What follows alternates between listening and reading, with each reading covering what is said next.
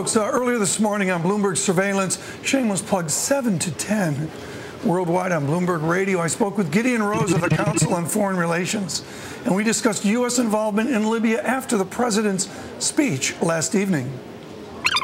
The attempt was to set out a doctrine of limited liability.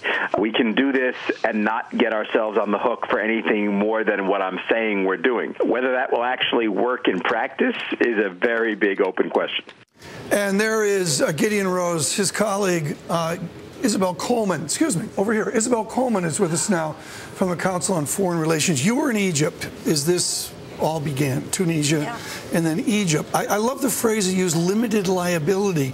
We're trying to be clinical and global power from another time, and yet this is a whole new calculus, isn't it? I think everybody's making it up as they go along, which is a little frightening. It is. The Middle East is being recalculated, repositioned in front of our eyes, and the United States is trying to both be on the right side of history, trying not to disappoint our allies, trying to sway public opinion, trying to do the right thing, and yet at the same time manage our military involvement here. I think of Fareed Zakaria talking about hub and spoke theory. You know, we all took Samuel Huntington 101 and onward and forward. Great. Hub and spoke. This is not very hub and spokey, is it? It's really ad hoc. Okay, what are we going to do on Tuesday?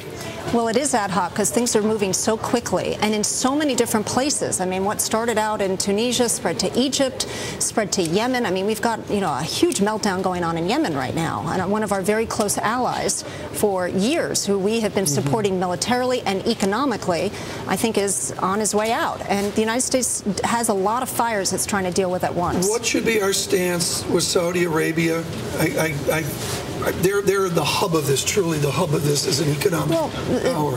They're the hub of it as an economic power, of course, is the key oil producer in the world.